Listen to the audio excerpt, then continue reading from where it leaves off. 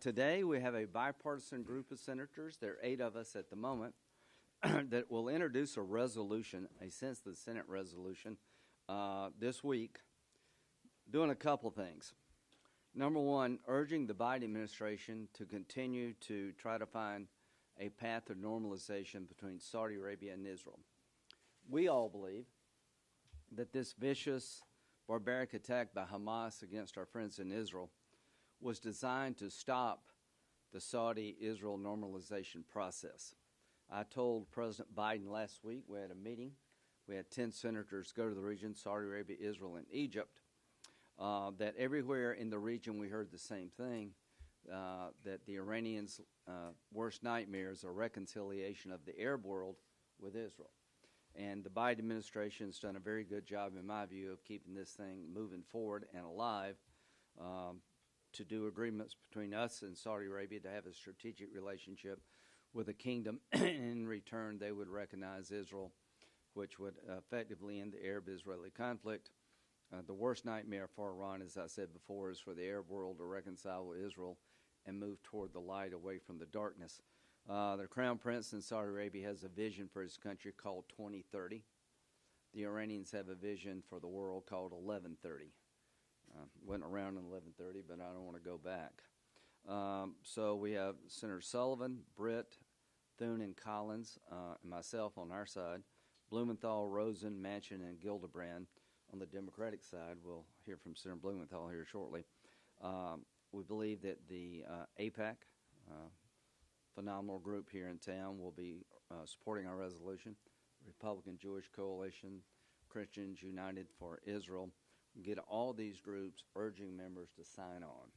So it pushes for peace, but it also firmly stands behind our friends in Israel's right to defend themselves. And we focus in this resolution on the fact that the president has rightly chosen to move major military assets into the region.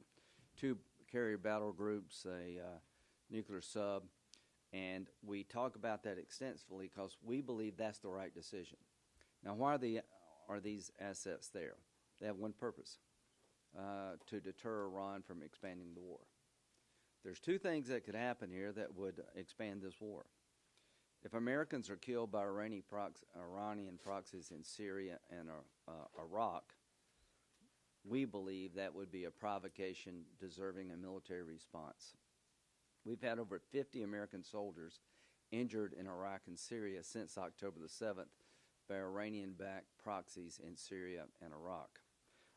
One of the fears is that Hezbollah could open up a second front in the north against Israel. They have hundreds of thousands of rockets, some are precision-guided. That would be a very bad situation for Israel. And what we intend to do is urge the administration to go to the source of the problem. The source of the problem is the Ayatollah and his henchmen. This religious theocracy is on a quest to purify Islam. That's why the Sunni Arabs feel so threatened. To destroy the state of Israel and come after us, America and others, who are infidels. If you don't believe me, listen to what they're saying. So this resolution applauds President Biden's decision to move military assets forward and urges him to keep all options on the table regarding the threats we are receiving from Iran in the region, including the use of military force.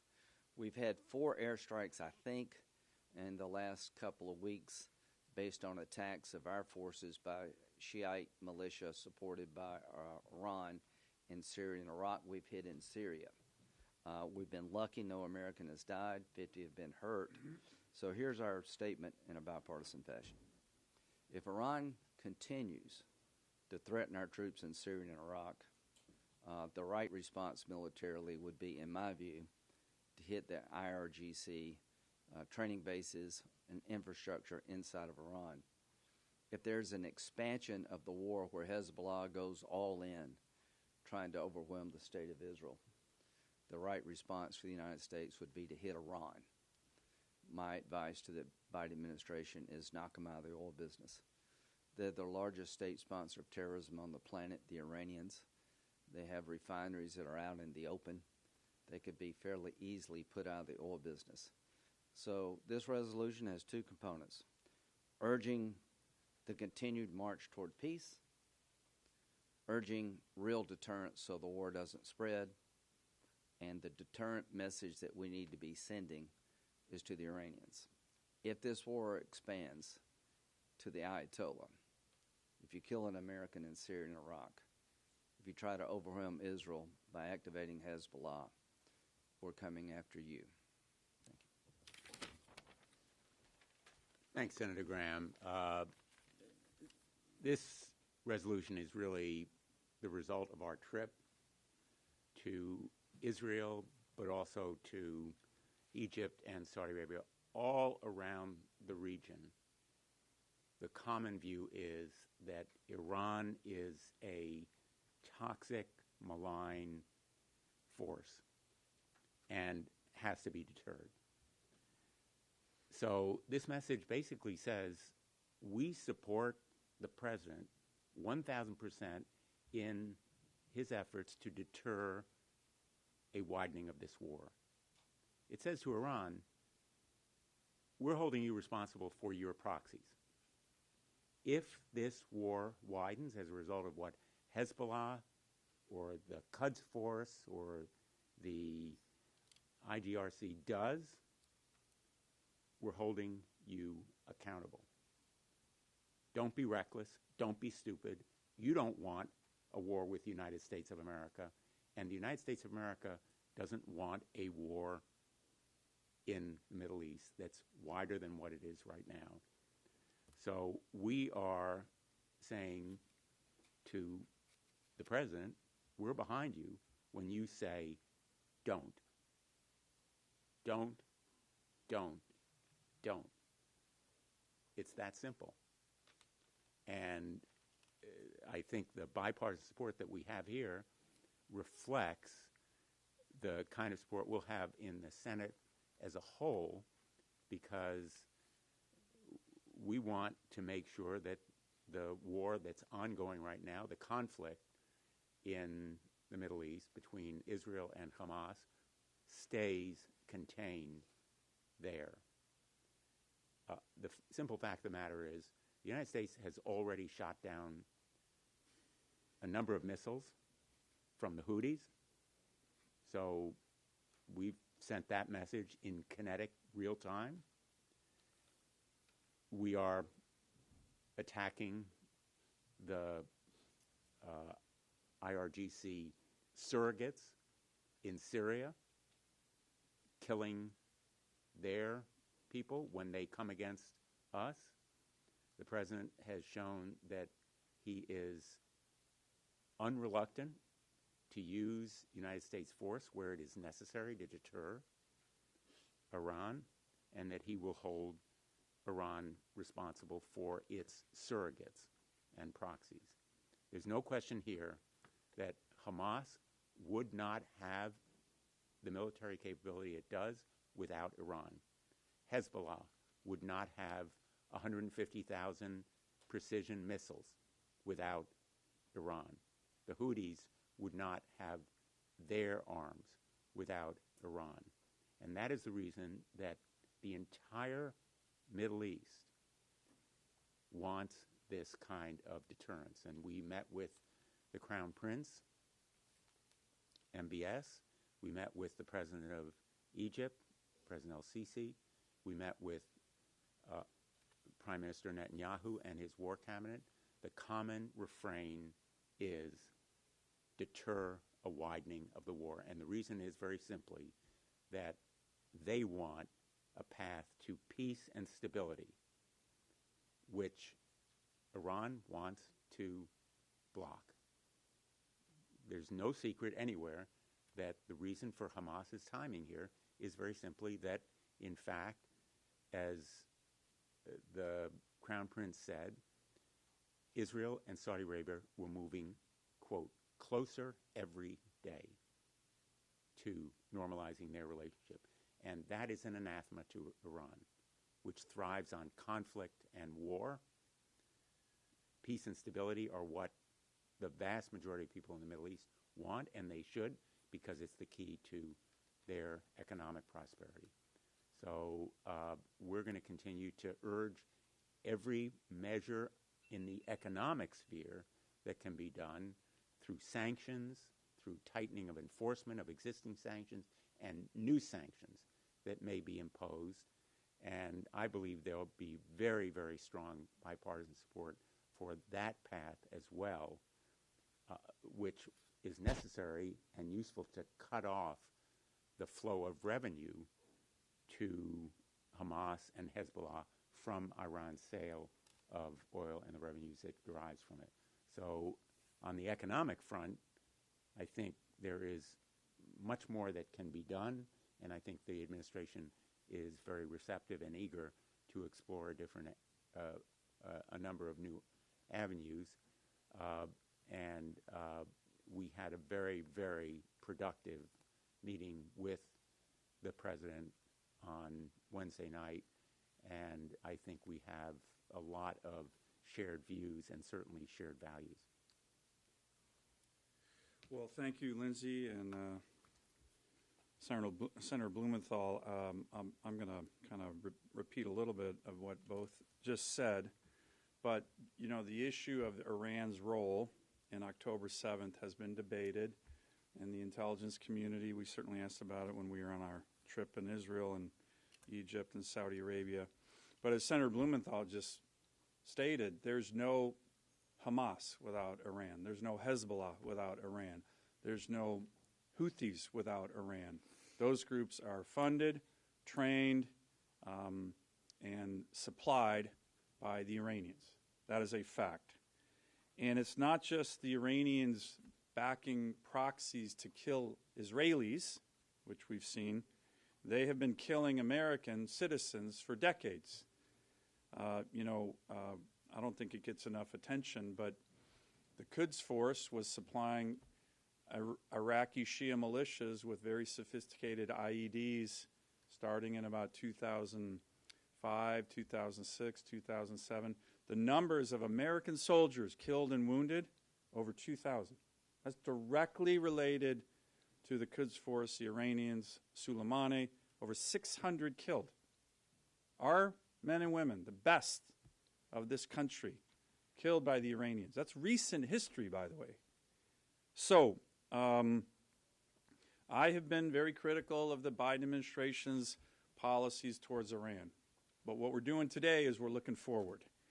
And not just with regard to this resolution, but with what Senator Blumenthal just mentioned, there is strong bipartisan support to reimpose and tighten the economic sanctions, the oil sanctions, to reimpose the ballistic missile sanctions, which expired at the UN 3 weeks ago, to impose secondary sanctions, to go to companies who invest in the Iranian oil and gas sector and use American leverage and muscle to get them to divest. There is a whole suite of things we can be doing right now as a country to weaken Iran and choke them off. This is not kinetic. This is just good old-fashioned, hard reimposition of serious sanctions. I raised this issue with the President of the United States on Wednesday.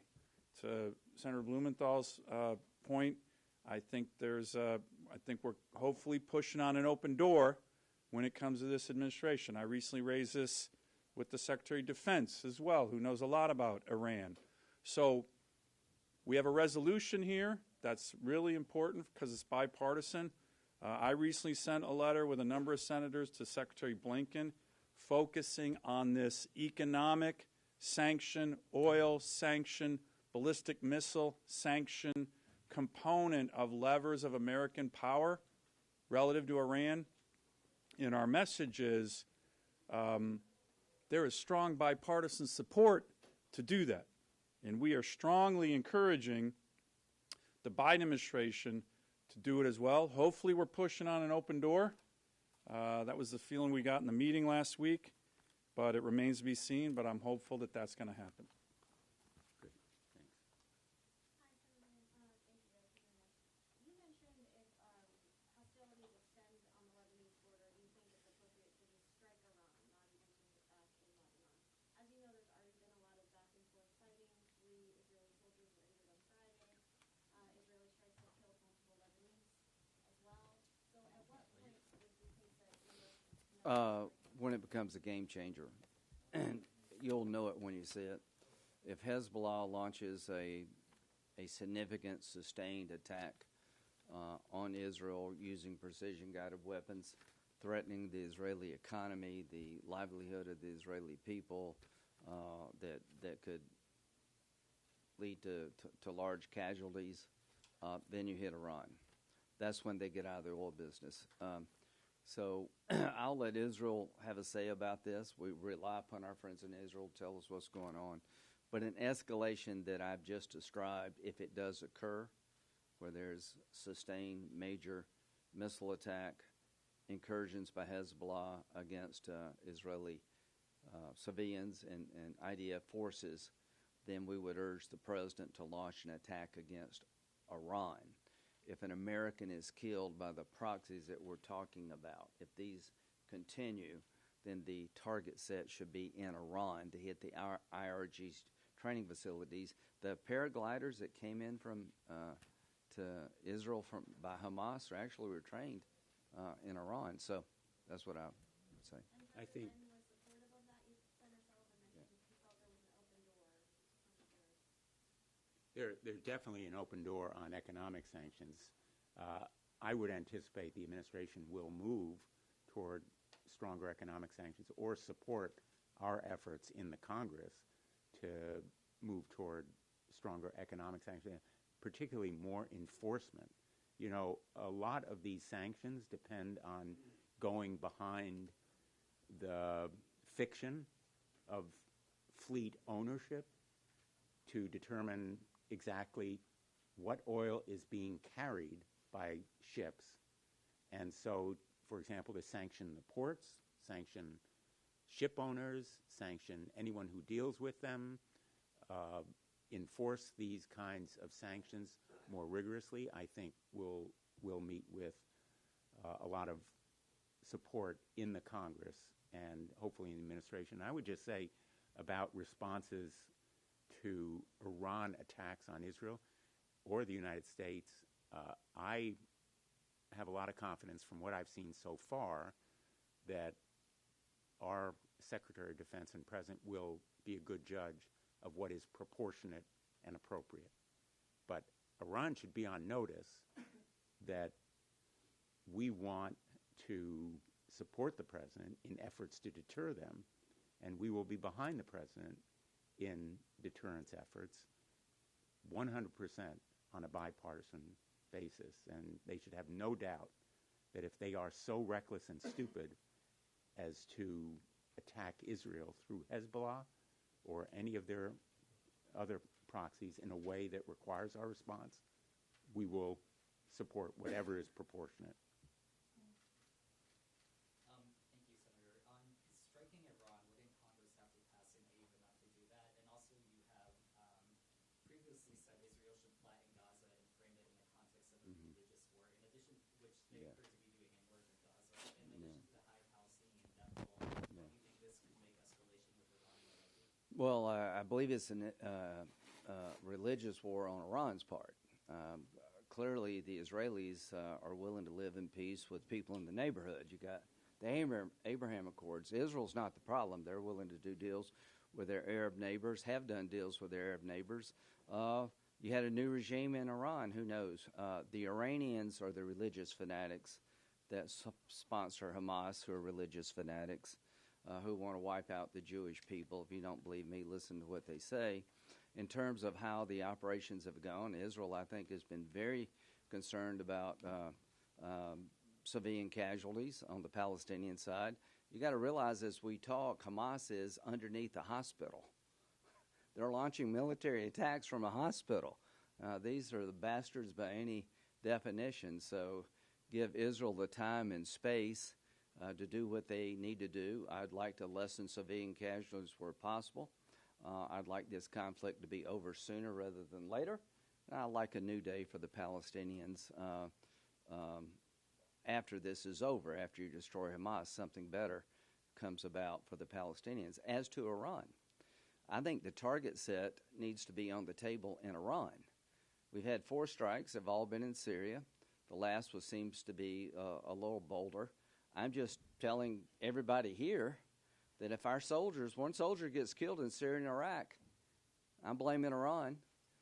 If there's an escalation in the north by Hezbollah or any other place to overwhelm the one and only Jewish state Israel, I'm going to be pushing to hit Iran. Reagan hit Iran. Trump hit Iran. Here's what I think. If they get in a war with us, they'll lose. They know that. They need to pay a price they haven't paid yet, and that price should be the IRGC infrastructure in Iran should not be able to sleep well at night if this continues, and the oil refineries should be knocked out if they continue their effort to expand this war. And the AUMF, You don't need an AMF. They've got all the power he needs. About 90 minutes from now will be a massive pro-Israel rally on the Mall. What's your reaction to that, and what impact do you think that'll have on Congress and administration? Well, it's a free country. People all over the country are having a say. From the river to the sea is not free speech. To me, it is a threat to the survival of Israel. You're going to have thousands of people come up here and urge us to stand with Israel. Senator Blumenthal has been unbelievably good on this issue. There's nobody in Congress that's been more forward-leaning of trying to, one, limit the war, and two, give Israel the time and space. So this resolution was designed to reinforce the message that we want peace, not war. We're urging a reconciliation of the Arab world with Israel in this resolution. We're urging more economic sanctions to deter Iran, but we're also recognizing all of the military assets in the region are ready to be used and should be used against Iran if this war expands. You know, I will just say about the rally, these voices need to be heard. And the visual of these tens of thousands of people on the Mall will send a powerful signal to the world about support of the United States, bipartisan support across the country for Israel. And I would say most important in these next days and weeks and months is that we sustain the bipartisan support in the United States Congress. It's a long tradition. My first trip to Israel as a United States Senator was with John McCain and Lindsey Graham in a bipartisan trip. In 1812. And and that's the tradition we want to maintain. And this resolution is not an AUMF. It specifically says that the use of force has to be done in accord with constitutional processes. It is a resolution that essentially says, let's deter a wider war by showing American bipartisan strength. On kind of that last point, the text of this resolution is kind of saying that, like, the president should keep all options on the table when it comes to the economic sanctions or kinetic measures, but you're both speaking in ways tend to go much farther than that. You're saying that you think there's agreement, or at least the open door created at the White House, about the need for economic maneuvers, potentially the need for respect against Iran. So why doesn't this resolution actually reflect that in those terms? Does that mean that either there's not really enough bipartisan support to write that down in a resolution like this, or is this a precursor to something else? We'll see those things you're saying reflected in some sort of actual, like, action plan. Well, we want to get a bipartisan resolution on the table that talks about just what you said. There is bipartisan support to continue the Saudi-Israeli normalization. I've been pretty hard on the Biden administration. I have bipartisan support. I'm giving them bipartisan support to normalize between Saudi and Israel. That's where I think they're doing a really good job. 50 Americans have been wounded and injured by Iranian proxy attacks. It's my feeling around here that most people are tired of that. The Syrian response by the administration, I'll accept that as being okay, but if this continues, you need to put Iran in the crosshairs in Iran. So that's what we're trying to tell the world. Iran, you expand this war, there won't be an AUMF.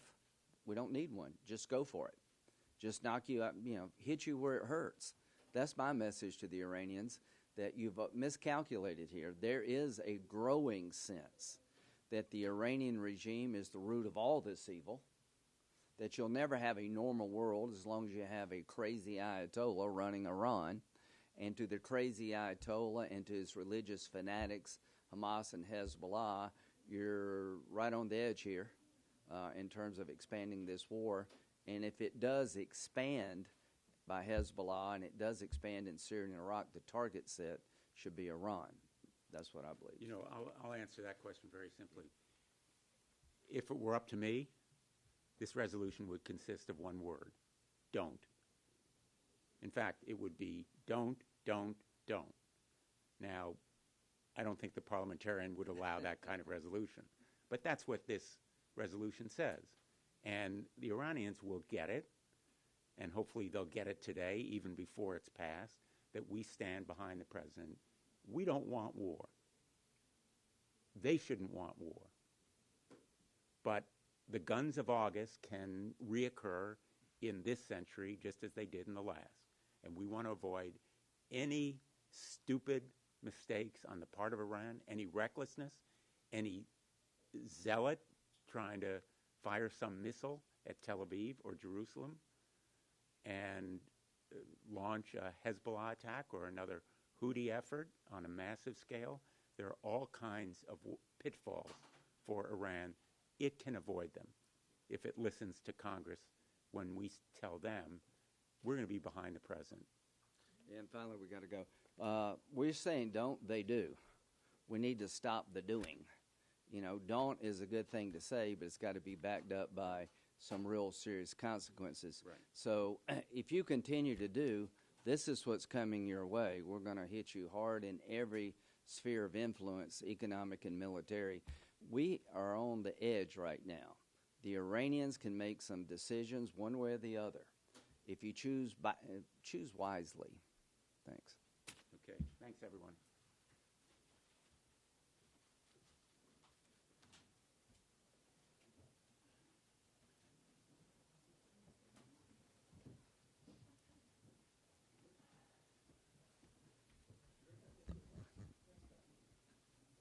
Reset for the next event. We're going to reset for the next event. Majority Leader Schumer, next event.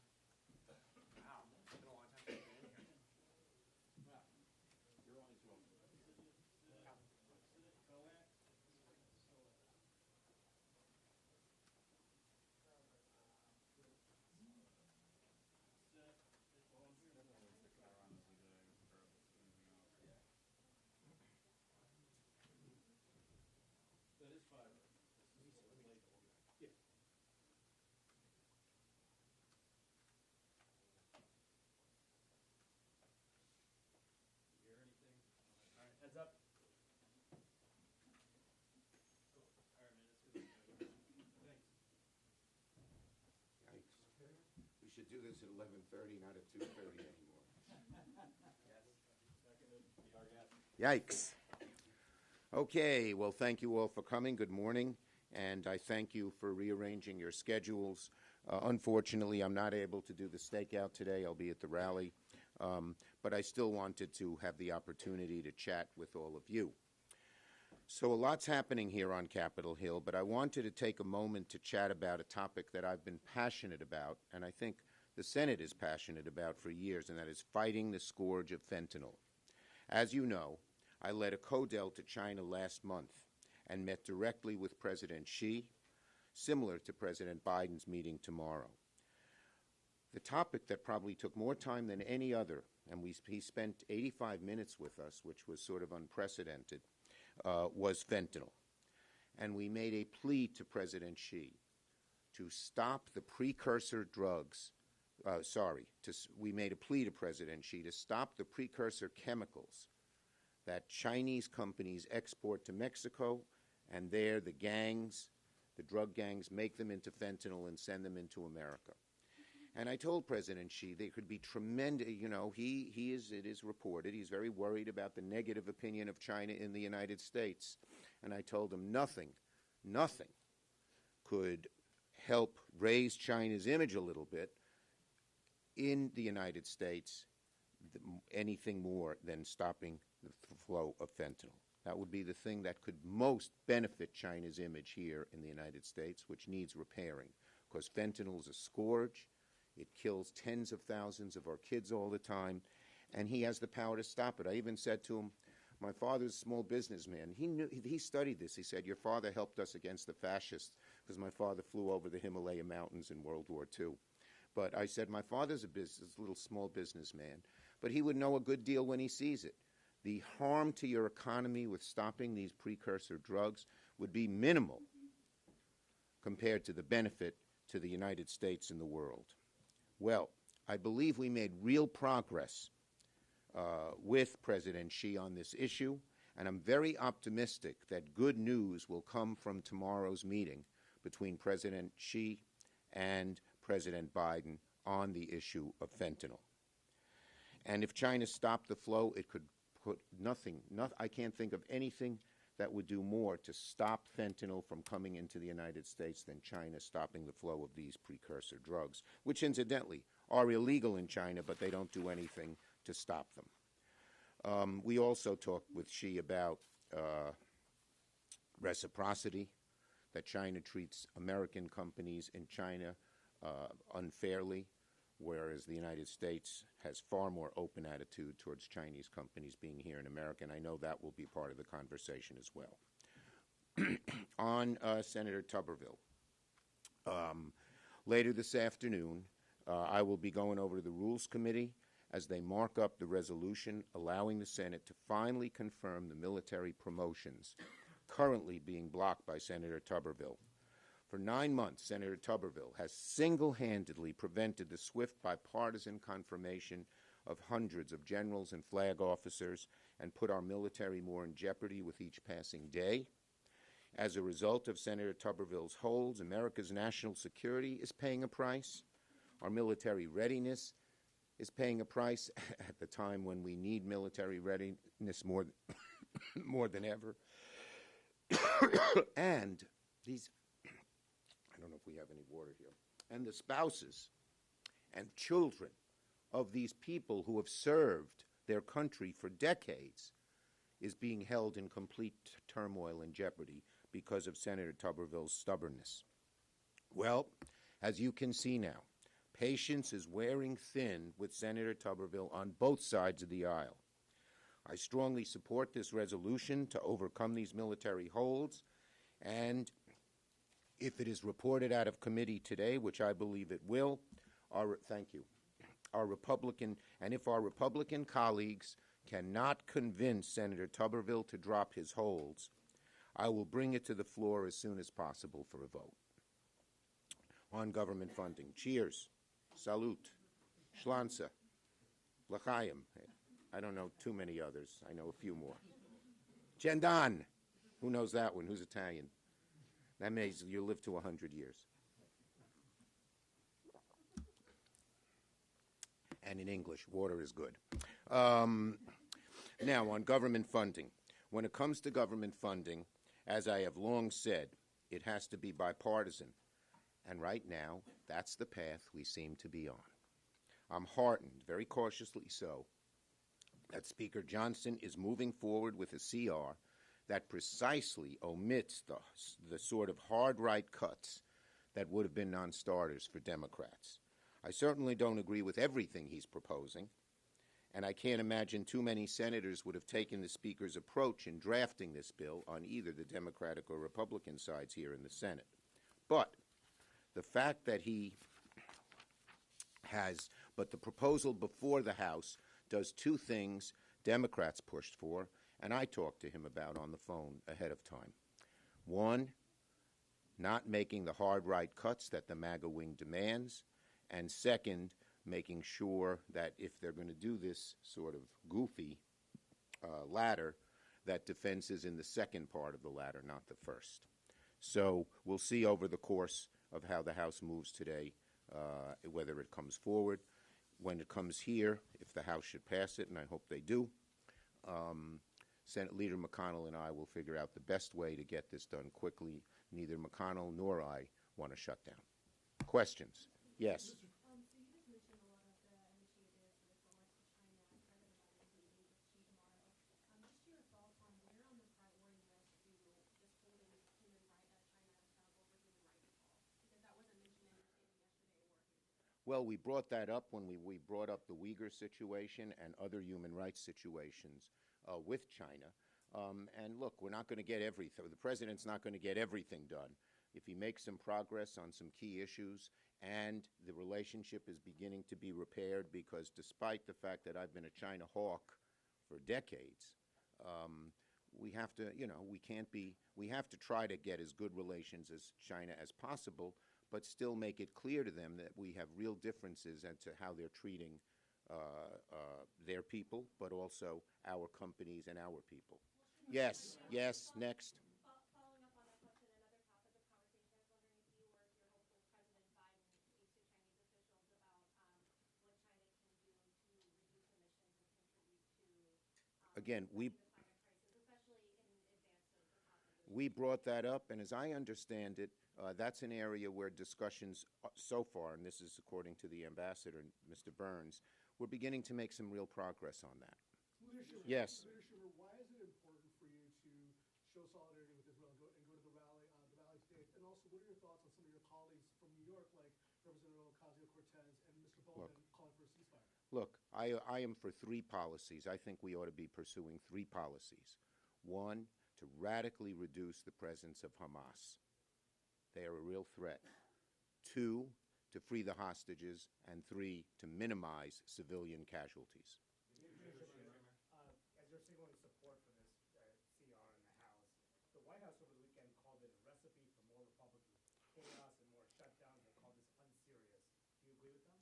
Look, I think that we all want to avoid a shutdown. I've talked to the White House, and both of us agree, the White House, myself, that if this can avoid a shutdown, it'll be a good thing. Yes. Say that again. In the past, you've talked about welcoming, taking a closer look at TikTok ban regulations. Since the Senate, however, Republicans have started calling for TikTok bans again, given the fact they believe that Hamas is spreading propaganda online. Does this provide any further urgency to? Well, recently I talked to Senator Warner about this, who's been working with the Republicans, and he's going to get back to me with some recommendations. Yes.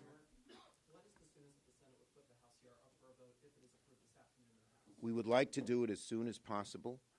Both McConnell and I want to avoid a shutdown, so getting this done, obviously, before Friday midnight. You know the Senate has lots of arcane rules, but McConnell and I are going to work together. We talked about this yesterday, to get it done as quickly as possible. Yes? How concerned are you that we may end up with no Israel, Ukraine, Taiwan supplemental this year because of the way the House is bifurcated? Okay, well, look. I want to see very strongly all four requests of the President be approved: Ukraine, Israel, humanitarian, and Indo-Pacific. And we're going to work very hard to get that done. Right now, as you know, one of the holdups is that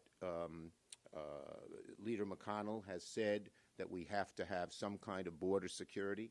We have Democrats and Republicans working together to try and come up with a border security package that will have bipartisan support.